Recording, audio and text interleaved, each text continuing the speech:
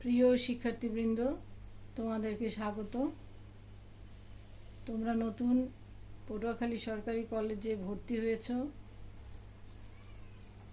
তোমাদের সাথে তাই পরিচিত হতে এলাম।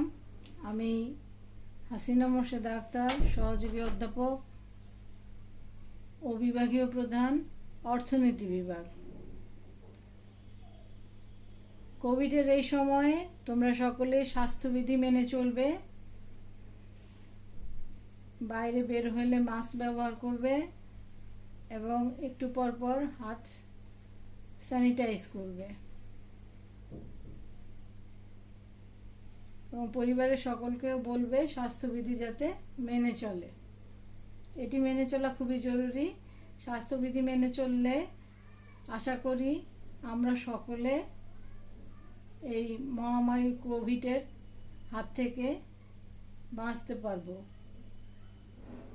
এবং একটি সুদিনের প্রত্যাশা আমরা আছি সকলেই। আশা করি তোমাদের সাথে খুব কাছাকাছি সময়ে ক্লাসরুমে দেখা হবে। আজকে এই অনলাইন ক্লাসে আবারও স্বাগত জানাচ্ছি তোমাদের। পটুয়াখালী সরকারি কলেজ একটি ঐতিহ্যবাহী কলেজ। এখানে অনেক গুণী শিক্ষক শিক্ষিকা রয়েছেন। তোমরা যদি অনলাইন ক্লাসগুলো ফলো করো ঠিকমতো, তাহলে আশা করি তোমরা ভালো ফলাফল করতে পারবে। এবং একটি কথা গুণীজনরা বলে থাকেন যে প্রতিষ্ঠান মানুষকে বড় করে না, মানুষই প্রতিষ্ঠানকে বড় করে। আশা করি তোমাদের এই ব্যাচ পটুয়াখালী সরকারি কলেজের মুখ উজ্জ্বল করবে। সবার জন্য শুভকামনা এবং শুরু করছি। আজকে আমাদের অর্থনীতি প্রথম পত্রে আমার প্রথম ক্লাস। মূলত আমি তোমাদের সাথে পরিচিত হতে এসেছি। এর আগে তোমাদের সাথে আমাদের বিভাগের প্রভাষক আজাদ মণ্ডল সে ক্লাস নিয়েছে। আমাদের আরও দুজন শিক্ষক আছেন, একজন মোহাম্মদ শাকির হোসেন আর একজন মোহাম্মদ মাহবুবুর রহমান হাওলাদার। হয়তো তোমাদের সাথে ধীরে ধীরে পরিচিত হবেন তারা। আচ্ছা, আজকে আমি তোমাদের অর্থনীতির যে সিলেবাস আছে প্রথম পত্রের, সেই সিলেবাসে যে দ্বিতীয় অধ্যায় আছে ভোক্তা এবং উৎপাদকের আচরণ, সেটি নিয়ে কথা বলবো।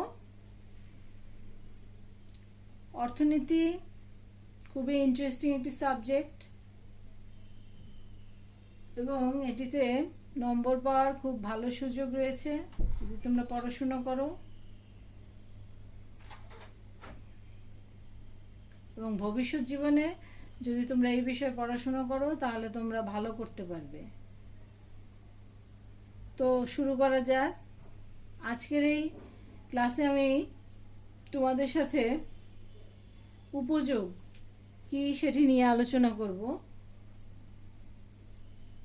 উপযোগ বলতে কোনো দ্রব্য বা সেবার ওই বিশেষ গুণকে বোঝায় যা দ্বারা মানুষের বিশেষ অভাব মেটানো সম্ভব হয়। মানে কি? সহজ ভাষায় বলতে গেলে উপযোগ হচ্ছে কোনো দ্রব্য বা সেবার কি অভাব পূরণ, মানুষের যে অভাব আছে সে অভাব পূরণের ক্ষমতা। যেমন আমি যে কলমটি দিয়ে বোর্ডের উপরে লিখেছি, এটির উপযোগ আছে, আমার অভাব মিটিয়েছে, আমি এখানে লিখতে চেয়েছি, লিখতে পেরেছি, তাই না? কলমটির যদি কালি শেষ হয়ে যায় তাহলে কিন্তু তার আর কোনো উপযোগিতা থাকবে না। তেমনি তোমরা যখন সকালবেলা নাস্তা খাও, তোমার কি ক্ষুধা মেটায়, তাই না? তুমি রুটি খেয়েছো বা ভাত খেয়েছো।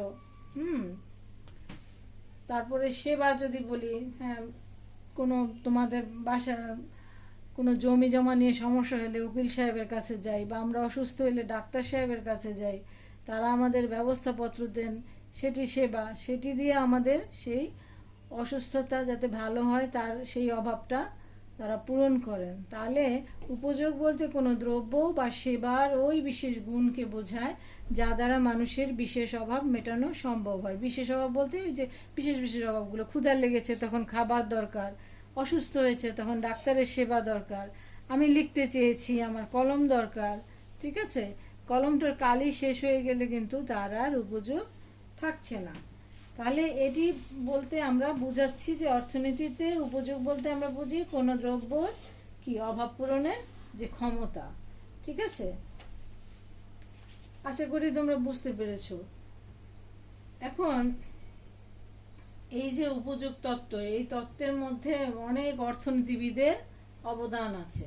হ্যাঁ, আচ্ছা, তার আগে একটু বলে নেই, আমরা অর্থনীতি এই বিভাগে, তোমাদের তো ওই নতুন তোমরা একাদশ শ্রেণীতে ভর্তি হয়েছো, তোমাদের বইয়ের প্রয়োজন, বই কিনতে হবে। তো আমি মূলত রণজিৎ কুমার নাথ, ওনার অর্থনীতি প্রথম পত্র দ্বিতীয় পত্র দুটোই আমি মনে করি যে যে সকল বই বাজারে আছে তাদের তুলনায় অনেক ভালো, তবে একটু টাফ, একটু কঠিন করে বেশি বেশি করে লেখা। সহজ করে পড়তে যদি চাও তোমরা মোস্তাফিজুর রহমান স্যারের বইটাও কিনতে পারো। ঠিক আছে, তাহলে রণজিৎ কুমার নাথ এবং মোস্তাফিজুর রহমান যে কোনো একটা তোমরা কিনতে পারো। তবে যারা ভালো রেজাল্ট করতে চাও, পড়াশুনো ভালো করতে চাও, তাদেরকে আমি পরামর্শ দিব রণজিৎ কুমার নাথের বইটি কেনার জন্য। তো এবারে আসি আমরা এই যে উপযোগ তত্ত্ব, সেখানে যে সমস্ত অর্থনীতিবিদরা চিন্তা ভাবনা করেছেন, হ্যাঁ, পশ্চিমা যে বুদ্ধিবাদী যে চিন্তাধারা, সেই প্রায় 300 বছর পূর্বে 1700 সালে উপযোগ ধারণার সূচনা হয়, অনেক আগে। হ্যাঁ, সুইডিশ গণিতবিদরা এই নিয়ে কথা বলেছেন, ইংরেজ দার্শনিকরা কথা বলেছেন, হ্যাঁ, এরাই সূচনা করেন। তারপরে তোমরা জানবে অর্থনীতিতে একজন অর্থনীতিবিদ আছেন যার নাম গোসেন, তিনি 1854 সালে, জেভান্স 1871 সালে, ঠিক আমাদের মুক্তিযুদ্ধ হয়েছিল 1971 সালে, তারও ঠিক 100 বছর আগে জেভান্স তিনি উপযোগ তত্ত্ব সম্পর্কে ধারণা দেন। ওয়ালরাস 1874 সালে, মার্শাল 1890 সালে, এবং পরবর্তীকালে আরও অর্থনীতিবিদরা আছে, এজওয়ার্ড, প্যারেটো, হিক্স, অ্যালেন এবং পিএস অ্যামলসন, যিনি অর্থনীতিতে প্রথম নোবেল প্রাইজ পেয়েছিলেন। ঠিক আছে, এবং আরও একজন সহক আর কি। তো এরা এই উপযোগ তত্ত্ব বিশ্লেষণে বিশেষ অবদান রাখে। ঠিক আছে, এখন দেখো তোমার চাল, গম, বিভিন্ন খাদ্যবস্তু, ঘরবাড়ি, বইপত্র, এই যে বইটার নাম বললাম, হ্যাঁ, এই অর্থনীতি প্রথম পত্র বইটা কিনতে হবে। এটিও তোমার কি কি অভাব, তোমার অর্থনীতি সম্পর্কে জানতে হবে, পড়তে হবে, পরীক্ষা দিতে হবে, সেই অভাব বইটি কিনলে তোমার সেই অভাবটা পূরণ হবে। তাহলে বইটির উপযোগিতা আছে, এটি আমরা বলতে পারি। ঠিক আছে, এই মানুষের অভাব মিটিয়ে থাকে। এছাড়া আর বলেছিলাম সেবা, সেবা বলতে কি বোঝায়, যেটা দেখা যাচ্ছে না বস্তু কিন্তু আমাদের অভাব পূরণ করে, সেটি হচ্ছে সেবা। তাই দ্রব্য এবং সেবার উপযোগ আছে বলা যায়। হ্যাঁ, তাহলে বিভিন্ন প্রকার বস্তুগত, যেটা দেখা যাচ্ছে দৃশ্যমান, এবং অবস্তুগত দেখা যাচ্ছে না কিন্তু মানুষের কাজে আসছে। হ্যাঁ, পণ্য, দ্রব্য, সেবার মধ্যে মানুষের যে বিভিন্ন চাহিদা থাকে, আমার বিভিন্ন দ্রব্যের জন্য চাহিদা হয়, বিভিন্ন অভাব আমাদের তৈরি হয়, সেই অভাব পূরণের যে ক্ষমতা থাকে তাকেই উপযোগ বলে। আশা করি উপযোগ বিষয়ে আর কোনো বোঝার বাকি কিছু নেই তোমাদের, তোমরা বুঝতে পেরেছো আমাদের উপযোগ কনসেপ্টটি কি অর্থনীতিতে। আচ্ছা, এর আগে যারা অর্থনীতি হয়তো ক্লাস 9-10 অনেকে পড়ে থাকবে, যারা আর্টসে পড়েছো, আর যারা সায়েন্সে পড়েছো তারা হয়তো পড়োনি, কিন্তু ভয়ের কিছু নেই, এটি পড়াশুনো করলে সবাই তোমরা পেরে যাবা। হ্যাঁ, আবার আর্টসে যারা পড়ো নাই অর্থনীতি তাদেরও সমস্যা নাই, পড়াশুনো করলেই পারবা। তবে যারা পড়েছো তারা হয়তো এই কনসেপ্টটির সাথে পরিচিত আছো আগেই। আচ্ছা, এখন উপযোগ তত্ত্ব বুঝতে গেলে তোমাদের প্রান্তিক উপযোগ এবং মোট উপযোগ সম্পর্কে ধারণা থাকা দরকার। আচ্ছা, প্রান্তিক বলতে কি বুঝি আমরা? প্রান্তিক উপযোগ এবং মোট উপযোগ। প্রান্তিক উপযোগের ইংরেজি শব্দ হচ্ছে মার্জিনাল ইউটিলিটি। এটি ক্যামব্রিজ বিশ্ববিদ্যালয়ের পলিটিক্যাল ইকোনমির যে অধ্যাপক আলফ্রেড মার্শাল, তিনি 1842 থেকে, যার জন্ম 1842, 1924। হ্যাঁ, এই উপযোগ বিষয়টি প্রান্তিক উপযোগ ধারণার সাহায্যে ক্রেতা এবং ভোগকারীর আচরণ বিশ্লেষণ করে। এখন বলো, ভোগকারী কারা? আমরা, তাই না? আমরা বাজারে যে চাহিদা করি, জিনিস কিনি, হ্যাঁ, আমাদের যে অভাব হলে সেই জিনিসটার অভাব পূরণের জন্য আমরা কি করি? চাহিদা করি। এখন ভোক্তা কি করেন? প্রান্তিক উপযোগ ধারণার সাহায্যে ক্রেতা এবং ভোক্তার আচরণ উনি বিশ্লেষণ করেন। ঠিক আছে? আচ্ছা, এখন দেখো, প্রান্তিক শব্দটি দ্বারা মোটের পরিবর্তনের হারকে বোঝানো হয়। ঠিক আছে? প্রান্তিক দ্বারা কি বোঝানো হয়? মানে কোনো একটা দ্রব্য যদি আমরা ভোগ করতে থাকি, তাই না? যেমন ধরো, তুমি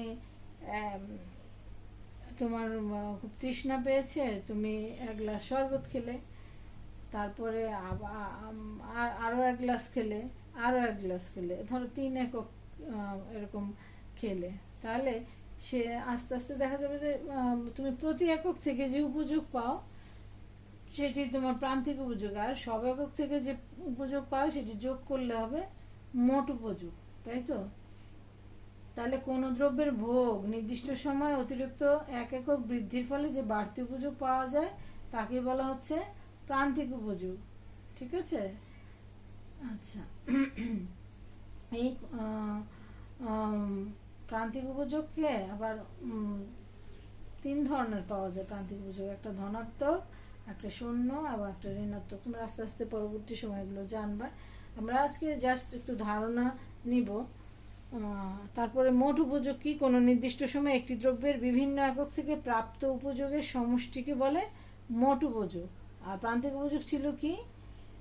কোনো দ্রব্যের ভোগের পরিমাণে অতি ক্ষুদ্র পরিবর্তনের ফলে ওই দ্রব্যের মোট উপযোগের মধ্যে যে পরিবর্তন হয় তাকে প্রান্তিক উপযোগ বলে। যেমন প্রথম গ্লাস শরবত খেলো, তারপর দ্বিতীয় গ্লাস খেলো, প্রথম গ্লাস থেকে যতটুকু উপযোগ পাওয়া যায় দ্বিতীয়টার থেকে কিন্তু তার চেয়ে একটু কম পাওয়া যাবে, এবং তারপর আরেক গ্লাস খেলে সেটার থেকে আবার দ্বিতীয়টার থেকেও কম উপযোগ পাওয়া যাবে। আস্তে আস্তে কিন্তু উপযোগ হ্রাসমান। এই জন্য পরবর্তীতে আরও বিধি আছে, তোমরা পড়বে, ক্রমহ্রাসমান প্রান্তিক উপযোগ বিধি। অর্থাৎ কোনো দ্রব্য ভোগের ক্ষেত্রে শেষ একক থেকে যে যে পরিবর্তন হয় পূর্বের একক থেকে, এই ক্ষুদ্র পরিবর্তনের ফলে ওই দ্রব্যের মোট উপযোগের মধ্যে যে পরিবর্তন হয় তাকে বলে প্রান্তিক উপযোগ। এই আমরা পরবর্তী ক্লাসে এগুলো বিস্তারিত জানবো, এখন জাস্ট টার্মগুলো জানার জন্য। এখন এবারে আসি উপযোগ কিভাবে পরিমাপ করা হয়। হ্যাঁ, উপযোগের পরিমাপ, মেজারমেন্ট অফ ইউটিলিটি। উপযোগের ধারণা কিভাবে পরিমাপ করা যায়। এখন যে উপযোগ বলছি, কোনো দ্রব্যের অভাব পূরণের ক্ষমতা, এটি কিভাবে পরিমাপ করে। হ্যাঁ, এ ব্যাপারে অর্থনীতিবিদদের মধ্যে কিন্তু মতভেদ রয়েছে। এক্ষেত্রে 2 ধরনের পরিমাপের পদ্ধতি রয়েছে। একটি হচ্ছে সংখ্যাবাচক পরিমাপ, আর একটি হচ্ছে পর্যায়বাচক পরিমাপ। এটি হচ্ছে কার্ডিনাল, এটি হচ্ছে অর্ডিনাল। আচ্ছা, সংখ্যাবাচক পরিমাপটা কি?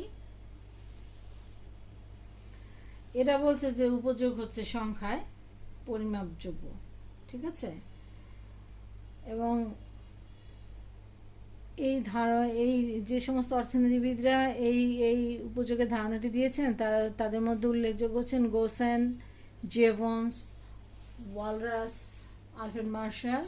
এই ধারণার ক্ষেত্রে তারা অনেক অবদান রাখে। তাদের মতে কি? উপযোগ সংখ্যার দ্বারা কার্ডিনালি পরিমাপ করা সম্ভব। কোনো নির্দিষ্ট সময়ে একটি দ্রব্যের বিভিন্ন একক থেকে প্রাপ্ত উপযোগকে যোগ করে মোট উপযোগ নির্ণয় করা হয়। উপযোগ পরিমাপের একক হচ্ছে ইউটিল। এই কার্ডিনালিস্ট ইকোনমিস্ট যারা, তারা বলেছে উপযোগ পরিমাপের একক হচ্ছে ইউটিল, এবং কিছু উপযোগ হচ্ছে সংখ্যা দ্বারা পরিমাপযোগ্য, এবং এই যে বিভিন্ন একক থেকে যে উপযোগ পাওয়া যায় সেটি যোগ করলে মোট উপযোগ পাওয়া যাচ্ছে। আচ্ছা, তারপর আসো পর্যায়গত উপযোগ। এই পর্যায়গত উপযোগ একটি, এরা বলছে কি, যে উপযোগ একটি মানসিক ধারণা। অর্থাৎ আমি একটি ডিম খেয়ে কতটুকু তৃপ্তি পাবো, বা একটি কমলা খেয়ে কতটুকু তৃপ্তি পাবো, সেটা একটা মনের ব্যাপার, তাই না? এবং ব্যক্তি টু ব্যক্তি একটা ভ্যারি করতে পারে। তাই না? কেউ একটা জিনিস বেশি পছন্দ করতে পারে, কেউ কম পছন্দ করতে পারে।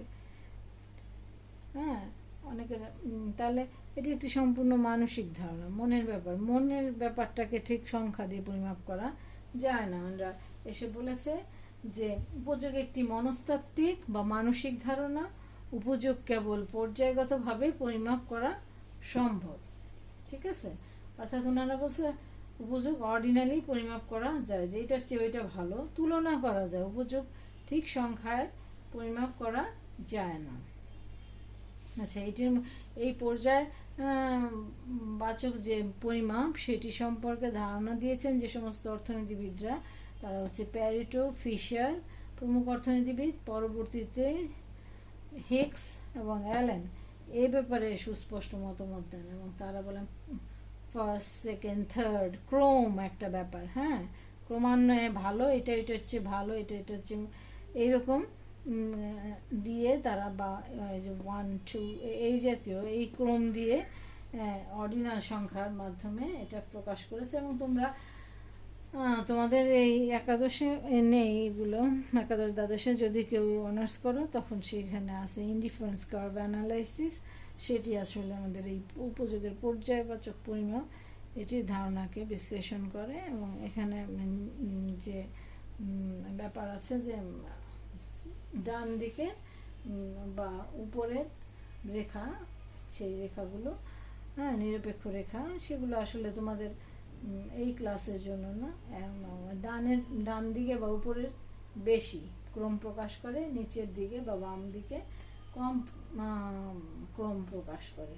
আচ্ছা, আরও একটি ব্যাপার আছে, উপযোগের কিছু বৈশিষ্ট্য আছে, সেটা বলছে উপযোগের ক্ষেত্রে নীতি নৈতিকতা মানা হয় না। অর্থাৎ একজন আমরা আমরা ইসলাম ধর্মের অনুসারীরা মনে করি যে এই মদ খাওয়া হারাম, তাই না, খারাপ, কিন্তু এটা খেয়ে যদি একজন উপযোগ কিন্তু পেতে পারে। নীতি নৈতিকতার ধারণার সাথে কিন্তু উপযোগ ধারণাটি কি, সেটি মানা হয় না। নীতি নৈতিকতা বা স্বাস্থ্যকর, যেমন ধূমপান বলা হয় যে স্বাস্থ্যের জন্য ক্ষতিকর, কিন্তু একজন লোক ধূমপান করে কিন্তু উপযোগ পেতে পারে, সেটি উপযোগ ধারণার সাথে তার কোনো কন্ট্রাডিকশন নাই। ঠিক আছে, তাহলে স্বাস্থ্যকর বা ক্ষতিকর এগুলো বিবেচনা করা হয় না উপযোগ তত্ত্ব বিশ্লেষণে। ব্যবহার বা ভোগের মাধ্যমেই উপযোগ প্রকাশ পায়, এবং স্থান, কাল, পাত্র ভেদে এর তারতম্য ঘটতে পারে। ঠিক আছে, শীতকালে যে জিনিসের উপযোগ আছে, গরমকালে কি তার উপযোগিতা নাই। সোয়েটার এখন কেউ পরে হাঁটবে না, তাই না, এটা পরলে বরং গরম লাগবে, ডিজিটিভিটি হবে। হ্যাঁ, সেজন্য এর তারতম্য ঘটে। এছাড়া প্রয়োজনীয়তা এবং অপ্রাচুর্যতার উপর ভিত্তি করে উপযোগের পরিমাণ কম বেশি বিবেচিত হতে পারে। তো আমরা আবার আগামী সময়, আবার আগামী কোনো ক্লাসে তোমাদের সাথে আবার দেখা হবে।